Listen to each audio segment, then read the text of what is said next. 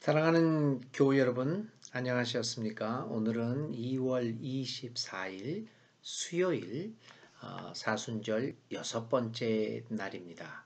오늘도 주님의 고난을 묵상하시면서 그 주님의 고난이 오늘의 우리의 삶에서 어떤 의미를 갖고 있는가를 깊이 생각하며 오늘 우리의 신앙을 하나님께 예수님께로 더 가까이 나아가는 귀한 신앙의 삶으로 만들어 갈 수 있는 하루가 되시기를 간절히 바랍니다.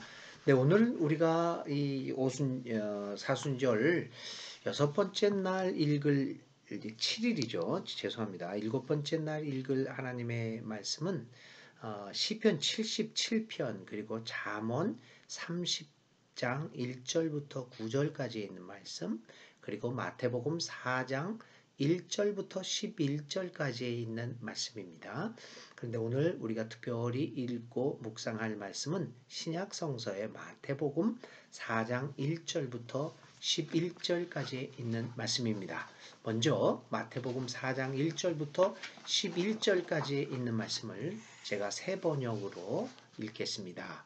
여러분들도 새 번역 성경을 보시면서 함께 읽어 나갈 수 있으면 좋겠습니다. 아니면 제가 낭독하는 이 성경을 잘 들으시기를 바랍니다.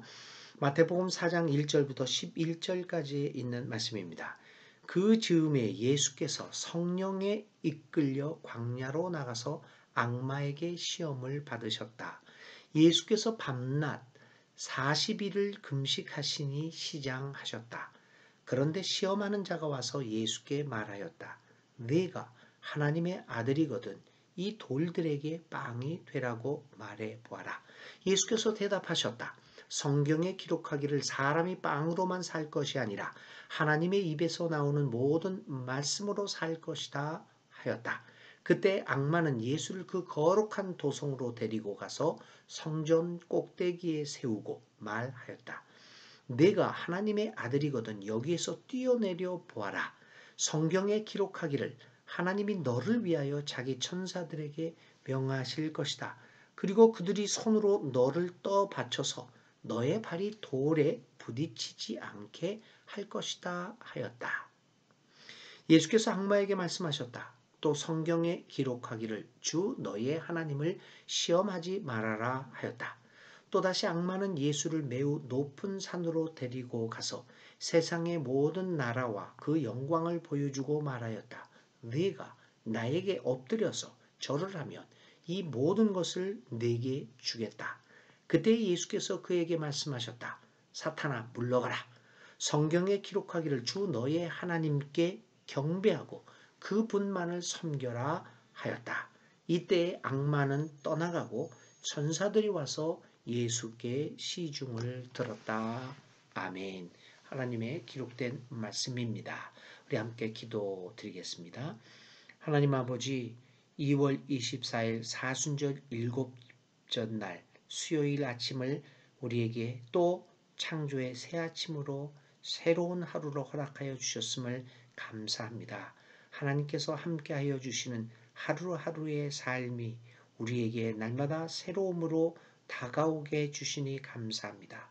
오늘 하루도 우리의 생명을 살게 해주시는 하나님을 의지하며 예수님과 동행하는 귀한 삶을 살게 하여 주옵소서. 사순절 40일 동안 주님의 고난을 묵상하면서 하나님 나라에 더욱 가까이 다가가는 우리 자신을 발견하는 귀한 영적 기간이 되게 하여 주시옵소서. 예수님의 이름으로 간절히 기도를 드립니다. 아멘. 네, 오늘 사순절 7번째 날 수요일 아침에 읽어보는 말씀은 마태복음 4장 1절부터 11절 말씀이었죠. 이 마태복음 4장 1절부터 11절까지 있는 말씀은 우리가 너무나도 잘 알고 있는 말씀입니다. 예수님께서 요한에게 세례를 받으시고 공생애로 나가시기 직전에 그는 모든 사람으로부터 멀리 떠나서 40일 동안 광야로 나가셨습니다. 그는 광야로 나가서 오늘 성경에 의하면 두 가지가 광야에 나간 이유와 동기를 두 가지로 설명을 하고 있습니다.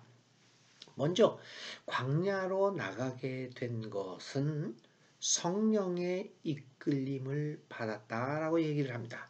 이 말은 굉장한 의미를 우리에게 주고 있습니다. 앞으로 전개되어진 예수님의 모든 생애의 공식 일정들, 아니 공식 일정뿐만 아니라 예수님의 생각, 예수님의 생애, 예수님의 말, 예수님의 행위, 모든 것들은 성령의 이끌림에 의한 것임을 이야기하고 있습니다. 그러므로 오늘의 이 말씀은 예수님의 생애 전체가 성령의 이끌림, 성령의 인도함을 받아서 이루어진 바로 성령의 사람이라고 하는 것을 우리에게 가르쳐 주고 있습니다. 예수님의 행동 하나하나, 예수님 말 하나하나가 성령의 인도함을 받아 이루어진 것이므로 하나님의 뜻을 온전하게 보여주는 것임을 우리에게 가르쳐 주고 있습니다. 우리는 보통 예수님을 가리켜 하나님을 우리에게 가장 잘 보여준 분이라고 이야기를 합니다. 그렇습니다. 오늘 우리가 하나님을 믿는다고 하는데 어떤 하나님을 믿고 있습니까? 바로 예수님을 통하여 우리에게 계시된 하나님입니다.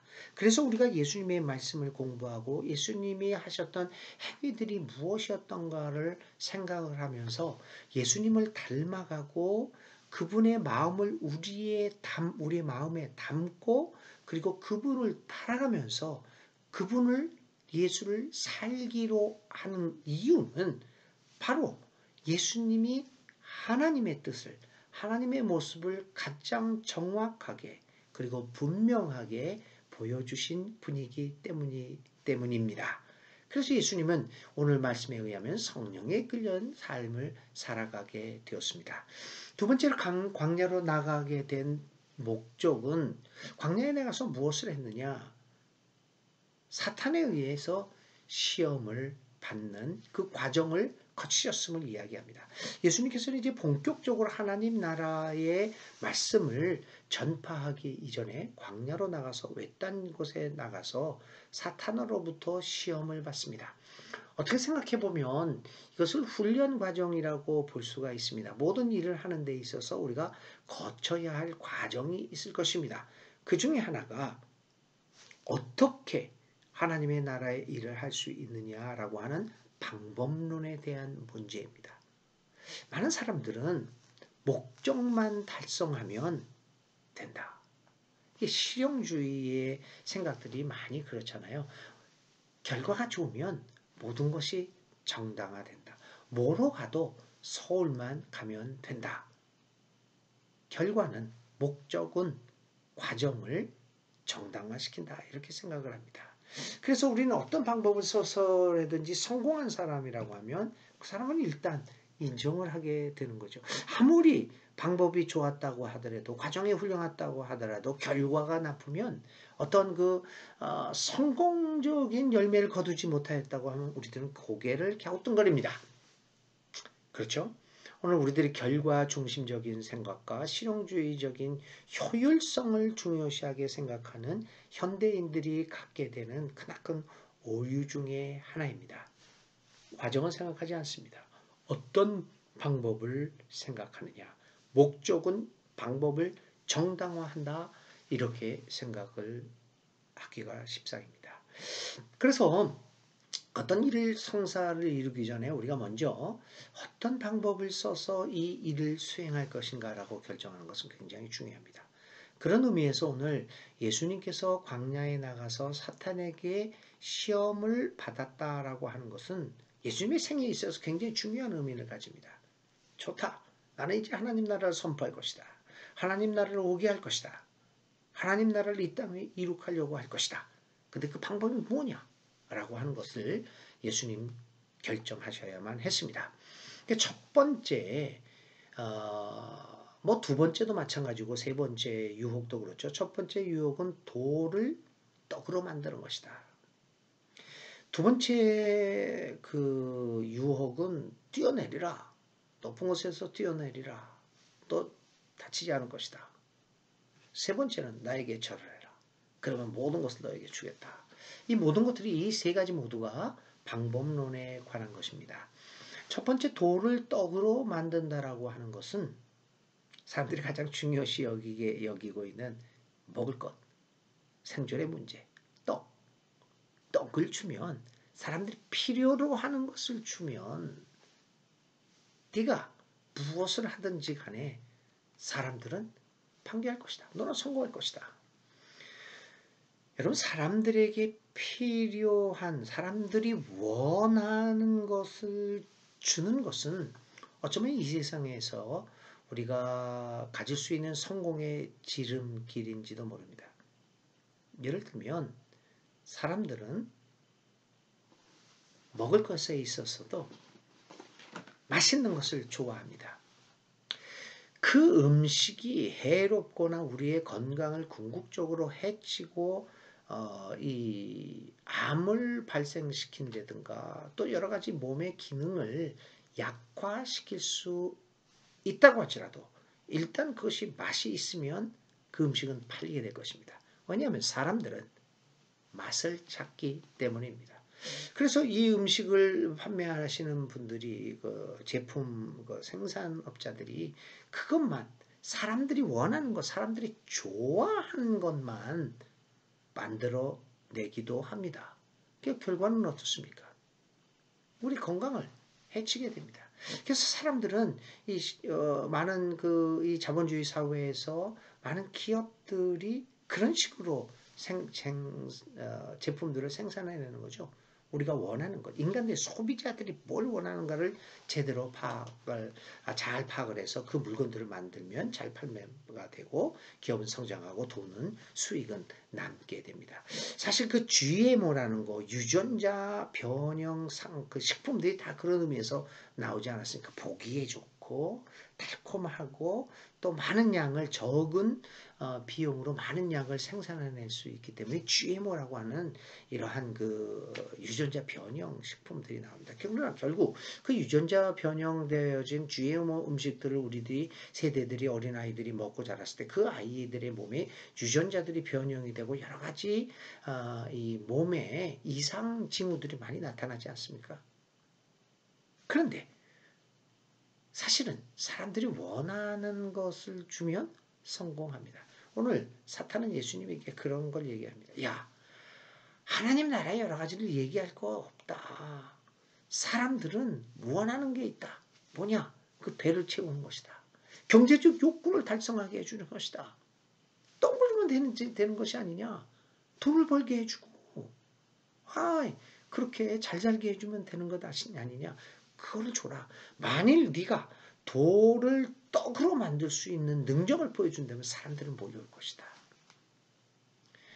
사람들이 원하는 것을, 하나님이 원하는 것, 하나님의 가치관이 아니라 사람들이 원하는 것, 그것을 줘라 라고 하는 방법을 예수님은 거부하십니다. 그러면서 얘기합니다. 사람이 떡으로만 사는 것이 아니다. 하나님의 말씀으로 사는 것이다. 라고 이야기를 하고 있습니다. 얼마나 놀라운 답변입니까? 예수님은 사람들이 원하는 것을 주는 것이 아니라 하늘의 것, 진짜 것을 줬습니다. 그래서 돌을 떡으로 만들지 않습니다. 그 방법을 거부합니다. 어쩌면 예수님의 고난은 이렇게 돌을 떡으로 만드는 방법을 거절했기 때문에 받은 것이 아닌가 이런 생각을 하게 됩니다. 만약 예수님이 세상의 방법, 사탄의 방법, 사람들이 원하는 것, 돌을 떡으로도 만드는 한이 있더라도 사람들이 원하는 것을 입에 넣어줬으면 그분이 고난을 받았을 리가 없습니다. 예수님의 고난은 이처럼 올바른 방법론, 인간의 원하는, 인간의 입에 달콤한 것이 아니라 그 인간의 입에 쓰더라도 정말 생명의 원천인 하나님의 원한, 하나님의 원하는 것, 하나님의 뜻을 선포하셨기 때문에 고난을 받으셨습니다. 오늘 다시 한번 우리는 사순절 기간에 이러한 예수님의 고난을 생각하면서 우리 교회는 사람들에게 무엇을 주고 있는가? 우리 교회가 진정 사람이 원하는 것이 아니라 하나님이 원하신 것을 주었다고 한다면 우리도 아마 고난을 받았을 것입니다. 이런 면에서 다시 한번 오늘 우리들이 전하고 있는 것이 무엇인가 라고 하는 것을 돌을 떡으로 만들려고 하는 그러한 모습을 보이는 것이 아닌가라고 하는 것들을 우리 진지하게 한번 생각해 볼 필요가 있습니다. 자, 두 번째 사탄이 예수님에게 얘기했던 것은 뛰어내리라고 하는 겁니다. 놀라운 일들을 행하라는 겁니다. 사람들이 입을 쫙 벌리고 감탄하면서 그렇게 놀랄 만한 일들을 벌여보아라. 그러면 사람들이 너에게 몰려올 것이다. 어떻게 생각해 보면 화려함에 대한 유혹이라고도 볼 수 있습니다. 우리들 많이 생각을 합니다. 내가 크고 화려하게 보이면 사람들은 내가 진짜라고 생각할 것이다. 어쩌면 여러분, 우리가 그래서 70년대 이후에 교회가 성장하면서 이렇게 성전들을 화려하게 지은 것 아니겠어요? 세계 최대의 성전들을 지었습니다. 아니, 도대체 무슨 교회를 짓는데 강남 한복판에 3천억 원을 들여서 1,000억 원 정도는 아무것도 아닙니다. 이제는 어떻게 그렇게 많은 돈을 들여서 화려하게 지을 수 있을까요? 여러분, 한번 우리가 진지하게 생각해 봅시다. 3천억 몇천억 원을 들여서 이렇게 집을 짓는 것을 정말 하나님이 바라실까요? 지금도 집이 없어서 죽어가는 이 어려움을 겪는 사람들이 그렇게 많은데, 지금도 쪽방에서, 고시원에서, 저기 맨 꼭대기에 무슨 옥탑방에서, 지하에서, 반지하에서 그렇게 살아가는 분들이 그렇게 많은데, 우리가 교회를 몇천억이나 들여가면서 그렇게 화려하게 지을 이유가 어디 있습니까? 저는 도대체 그 정당한 이유를 저의 앙심으로는, 저의 믿음으로서는 도저히 발견할 수 없습니다. 저는 그런 것들을 원하는 하나님이 아니라고 믿습니다. 그런데 우리는 그렇게 합니다. 왜 그렇습니까? 뛰어내리는, 그래서 안 다치는 화려함을 보이면 우리는 성공할 수 있을 것이라 생각했기 때문입니다. 예수님이 받으셨던 그 유혹이 바로 그것입니다. 화려함에 대한 유혹입니다. 그런데 예수님은 그 화려함이 아니라 초라한 방법으로, 큰 소리 내는 것이 아니라 작은 소리 내면서 저 높은 곳이 아니라 이 낮은 곳에서 살아가심으로써 그분은 하나님의 나라를 전파하시려고 했습니다. 예수님의 방법은 오늘 우리들이 생각하는 이 방법과는 전혀 다릅니다. 그래서 예수님은 저 성전 높은 곳에서 떨어지는 화려한 방법의 유혹을 물리치셨습니다. 어쩌면 그래서 예수님이 고난을 받으신 것이 아닐까요? 세상 사람들은 화려함을 좋아합니다. 그 화려함을 거부하고 오히려 그 화려함 뒤에 감추어 있는 허영과 욕망을 지적을 하고 비판하시는 예수님. 그래서 높은 자리가 아니라 내려와라, 낮은 곳으로 와라 라고 이야기하시는 예수님이 싫었을 것입니다. 나는 화려함을 좋아하는데 자꾸 예수님은 다른 것을 얘기하니 좋을 리가 없지 않겠습니까? 그래서 그 사람들은 예수님을 탄압했습니다. 예수님이 만일 화려함으로 등장했다면 예수님이 십자가 위에서 고난 받으실 이유가 없었을 것입니다. 오늘 우리 한국교회는 이 두 번째 화려함의 유혹의 그 손길을 거부하고 스스로 낮아지며 스스로 초라해지며 강함이 아니라 약함으로 하나님의 나라를 실천해 나가는 그러한 고난의 길에 들어서야 할 것입니다. 자, 세 번째 예수님께서 받으신 유혹은 절을 하라. 나에게 절을 하라. 그러면 내가 모든 것을 주겠다. 주님이 얘기하십니다. 오직 하나님만을 섬길 것이다. 바로 이 절을 하라고 하는 것은 무슨 방법이 상관없다. 성공만 하면 된다. 뭐로 가도 서울만 가면 된다. 네가 서울 가겠다라고 하는 좋은 뜻이 있으면 방법은 어떤 것이든지 상관없다. 목적이 방법을 정당화시킨다 라고 하는 생각입니다. 그래서 우리들은 뭐 전도만 된다면 뭐 이런 말 저런 말도 할 수 있고, 사람 교인 숫자만 많이 모일 수 있다면 자전거를 선물로 주고 뭘 선물로 주고 해서 각장 뭐 좋은 것들을 유혹해서 사람들을 꽉 채우기만 하면 된다. 어떤 방법을 써서라도. 그래서 우리들은 교회 안에 사람들을 모으기 위해서 가진 방법을 써서 이 사람 저 사람 다 불렀습니다. 성공했습니다. 세계 최대 교회도 만들었습니다. 빠른 시일 안에 인구의 20% 이상을 기독교인으로 만들었습니다. 그런데 여러분, 우리가 이렇게 수많은 사람들을, 한때는 1000만, 1200만 교인을 얘기했죠. 그렇게 100여 년 동안에 그렇게 많은 사람들을 부흥시킨 우리 한국교회. 과연 여러분, 얼마나 많은 숫자가 예수님의 길을 따르는 진정한 의미의 예수님 제자들이겠습니까? 정말 1000만의 기독교인을 자랑한다고 하는 우리가 그 1000만이 참된 예수님의 제자였다면 오늘 우리 한국교회가 이 사회에서 이런 위치에 빠지게 되었을까요? 이런 신뢰를 상실하는 그런 지경에 빠지게 되었을까요? 절대 아닙니다. 오늘 우리는 무엇을 하든지 사람만 모으면 된다. 나한테 절을 해라. 그러면 내가 이룰 것이다. 어쩌면 우리는 사탄에게 절을 함으로써 수많은 교인들을 얻은 것은 아닌가. 진지하게 생각해 보고 회개하고 성찰해 보아야 할 것입니다.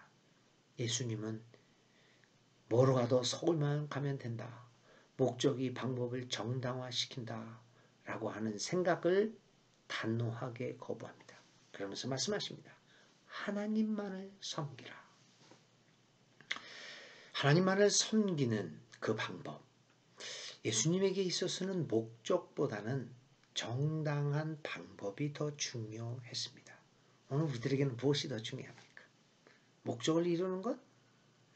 목적을 못 이루는 한이 있더라도 정당한 방법, 정의의 길을 걷는 것. 그것이 오늘 우리 교인들에게, 믿는 이들에게 주어진 과제입니다. 왜냐하면 예수님께서 받으신 고난은 사탄에게 절하는 불의한 방법을 버리고 오직 하나님만을 섬기는 정의로운 방법을 선택했기에 받았던 고난이기 때문입니다. 오늘 예수님의 고난을 묵상하는 사순절 7번째 날에 다시 한번 돌을 떡으로 만들려고 하는 사탄의 유혹, 위에서 떨어지라 라고 하는 화려함의 유혹, 나에게 절을 하라, 목적만 이룰 수 있다면 어떤 방법도 가능하다 라고 하는 유혹을 물리친, 그래서 고난의 길에 접어든 예수님의 생애를 다시 한번 생각하면서 우리도 예수님의 고난의 길을 따르기 위하여 올바른 방법으로 삶을 살아가겠다라고 하는 그러한 결단을 하는 귀한 오늘 하루가 되시기를 간절히 기도드립니다. 우리 함께 오늘의 기도 드리겠습니다. 하나님 아버지, 오늘 예수님이 받으신 여러 가지 유혹을 생각해 보았습니다. 예수님이 그 사탄의 유혹을 거절하였기에 그래서 고난의 길에 들어섰던 것들도 생각해 보았습니다. 하나님, 오늘도 우리의 삶에 존재하는 여러 가지 유혹들이 있습니다.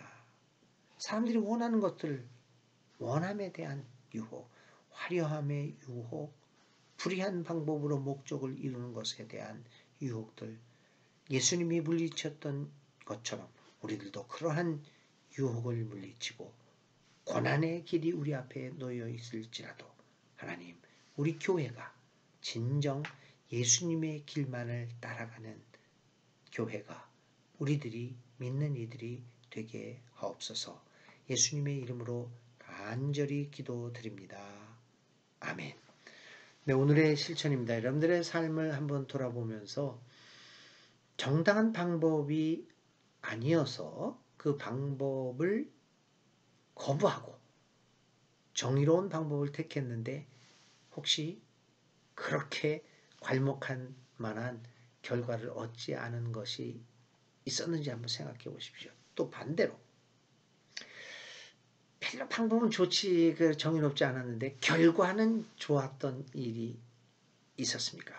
한번 그런 것들을 생각해보고 두 일을 비교해 보면서 어떤 일이 더욱더 여러분들에게 영적 만족감과 하나님의 백성으로서 행복함을 누리게 만들었을까라는 것을 한번 기억을 더듬어보면서 한번 기록해보고 비교해 보십시오.